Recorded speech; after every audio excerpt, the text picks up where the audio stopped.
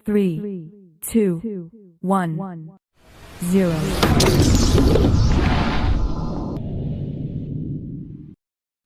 Bismillahirrahmanirrahim. Assalamualaikum anak-anak ibu, apa kabar semuanya? Semoga anak-anak ibu kita semua diberikan kesehatan, kekuatan oleh Allah Subhanahu wa Ta'ala, sehingga kita dapat melaksanakan aktivitas kita sehari-hari. Semoga anak-anak ibu bahagia semua ya. Ayo kita belajar, nak. Nah, adapun pembelajaran kita hari ini anak-anak ibu yaitu di tema 7, subtema 1, pembelajaran 5. Nah, anak-anak ibu, baiklah ibu akan membacakan teksnya ya, sambil anak-anak ibu mengamati modul yang ada sama anak-anak ibu. Pada hari Minggu, Ali beserta keluarga pergi ke rumah kakek. Rumah kakek berada di desa. Di dekat sawah kakek terdapat sungai. Ali memiliki teman-teman di lingkungan rumah kakek. Mungkin karena Ali sering berkunjung atau bersilaturahmi ke rumah kakek ya anak-anak ibu, makanya Ali memiliki banyak teman di rumah kakek ya anak-anak ibu. Terus Ali bertemu dengan teman-temannya. Ali dan teman-temannya bermain di sungai. Mereka bermain kucing dan tikus. Nah, anak-anak ibu, ayo kita amati permainan di air mengenai kucing dan tikus. Nah, anak-anak ibu, permainan kucing dan tikus ini kita sudah pernah mempraktekannya di luar kelas ya anak-anak ibu, di mana kita kemarin praktekkan pas jam olahraga, di mana permainan kucing dan tikus itu ada berapa orang anak-anak ibu? Paling sedikit 10 orang. Kemudian 1 orang menjadi kucingnya dan 1 orang menjadi tikusnya ya anak-anak ibu. Nah, karena ini sudah kita praktekkan kemarin, maka kita melanjutkan pembelajaran kita selanjutnya. Nah, anak-anak ibu, ayo lakukan gerakan berlari dalam air. Nah, kalau gerakan berlari dalam air ini anak-anak ibu belum pernah kita lakukan ya, karena ini kolam seperti ini kita tidak memilikinya di sini. Palingan kalau kita melakukan gerakan di air, kita pergi ke pantai ya anak-anak ibu, karena pantai dekat di daerah kita. Nah, selanjutnya ya anak-anak ibu, setelah anak-anak ibu mengamati air yang ada di kolam, kemudian melihat ada beberapa anak sedang asik berlari di air, selanjutnya kita akan mengamati teksnya.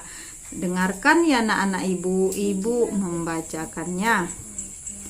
Setelah bermain di sungai, Ali dan teman-temannya duduk di pematangan sawah.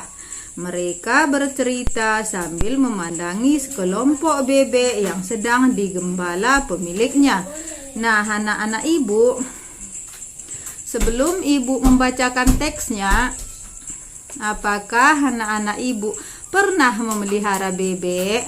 Nah, ibu dulu dalam beberapa bulan yang lewat pernah memelihara bebek, lebih kurang mungkin ada sekitar 6 bulan ya. Nah, rupanya memang bebek itu binatang peliharaan yang sangat baik.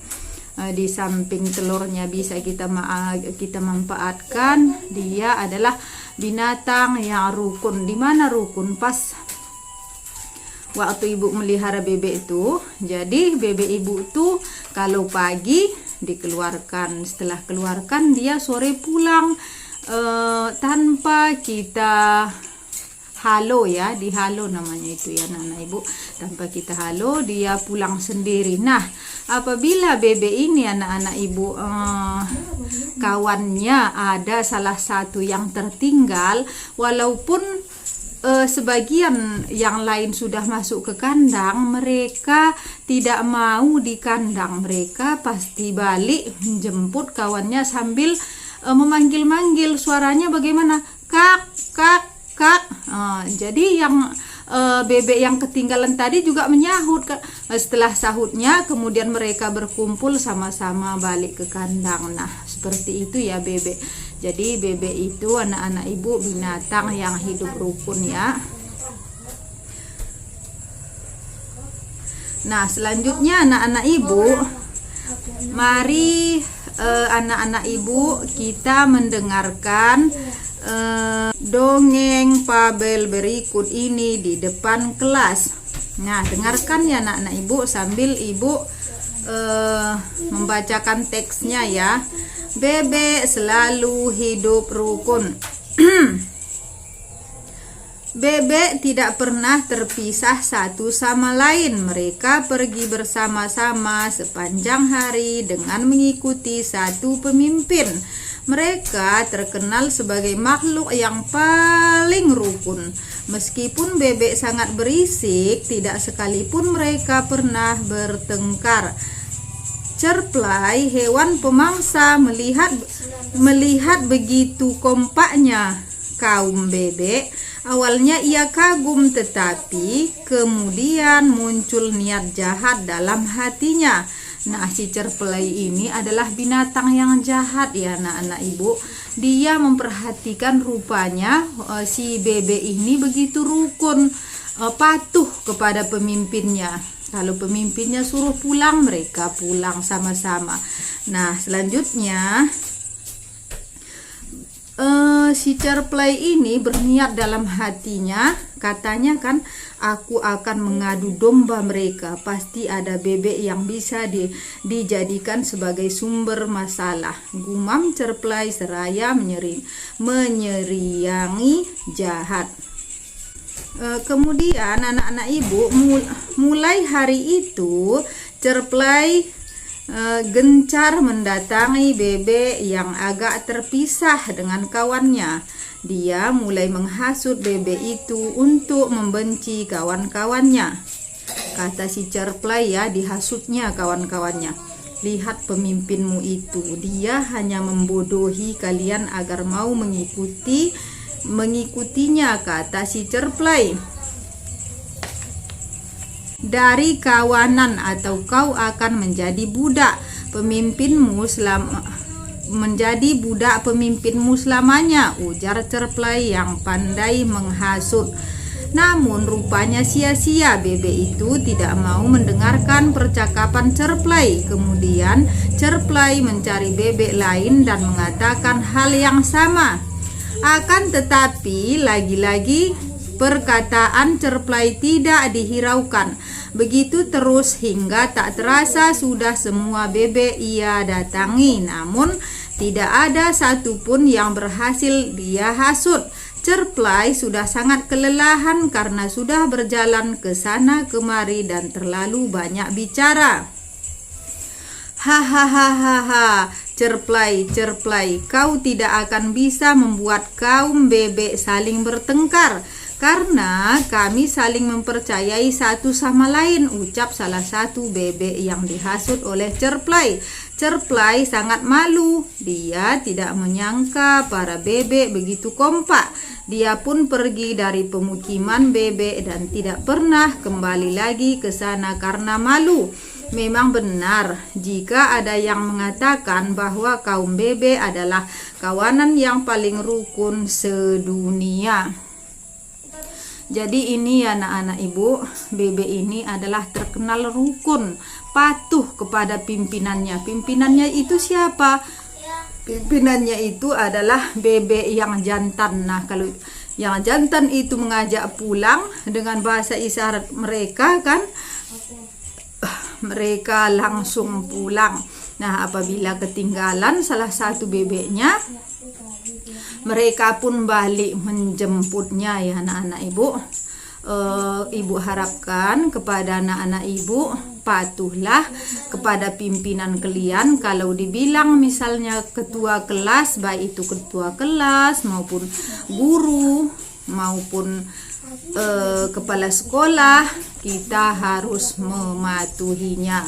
Kenapa kita contoh anak-anak ibu, binatang aja bisa rukun, kenapa kita tidak bisa? Ibu harapkan anak-anak ibu bisa rukun, baik itu antara anak perempuan dengan laki-laki maupun dengan tetangga sebelah. Kita harus rukun. Misalnya mereka menyapu, kita jangan salah niat. Yang salah niat itu adalah orang yang akan mendapatkan bahaya.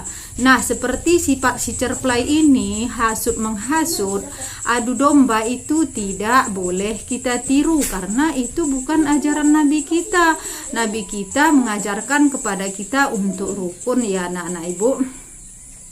Siapa yang menghasut dan mengadu domba, dosanya sangat besar, sama dengan lebih besar membunuh satu orang manusia. Dan kalau kita contohkan, dosanya itu sama dengan dosanya menguliti binatang atau kambing yang hidup-hidup. Bagaimana sakitnya rasa kambing itu, bagaimana dosa kita sebesar itulah apabila kita menghasut atau memfitnah kawan kita. Itu makanya dikatakan anak-anak ibu, adu domba itu sangat kejam, lebih kejam dari membunuh ya anak-anak ibu. Nah, ibu harapkan anak-anak ibu kalau ada nanti yang menghasut, yang menjelek-jelekkan, itu bukanlah contoh yang baik. Contohlah yang baik-baik, tinggalkan yang jelek-jelek ya anak-anak ibu ya. Selanjutnya anak-anak ibu, di sini ada pertanyaan. Jawablah pertanyaan-pertanyaan berikut berkaitan dengan dongeng bebek selalu hidup rukun.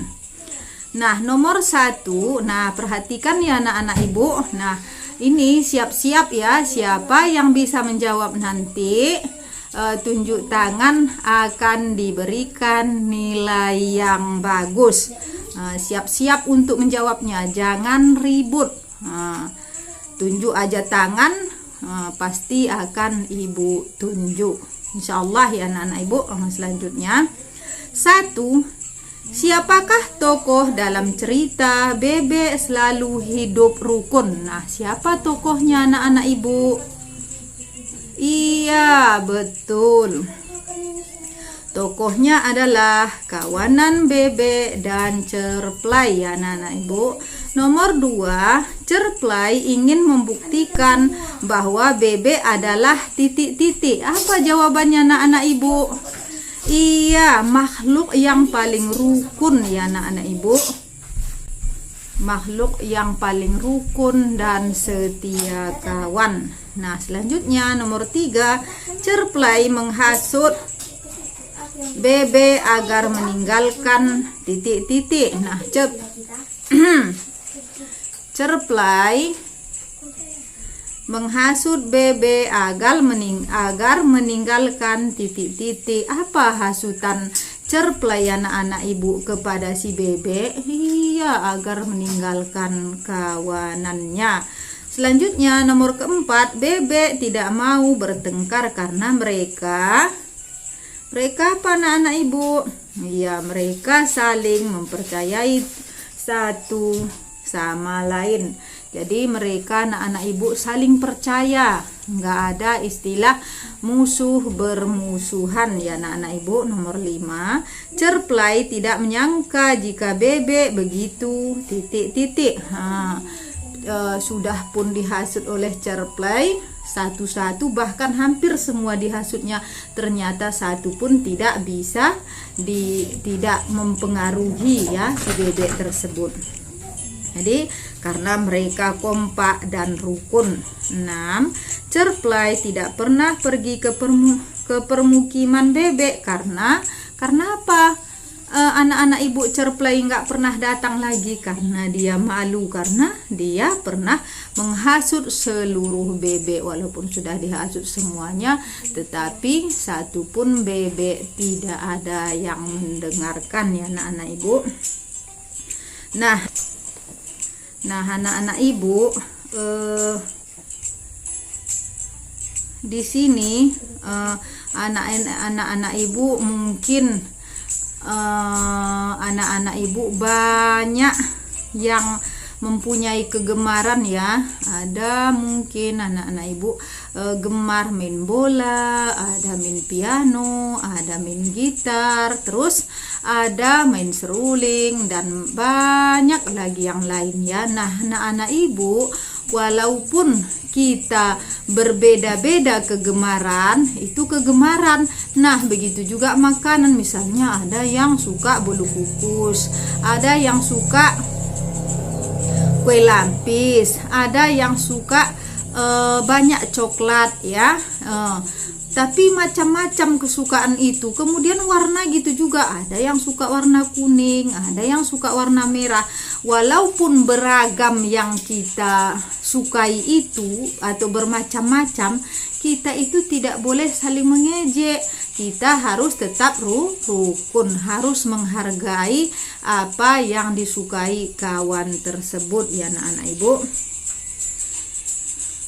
Nah di sini anak-anak ibu, tuliskan nama temanmu berdasarkan kegiatan yang digemari. Nah di sini ada tagnya ya anak-anak ibu, tolong dikerjakan. Nah sekian dulu anak-anak ibu yang ibu sampaikan. Lebih dan kurang ibu mohon maaf. Ibu hanya manusia biasa.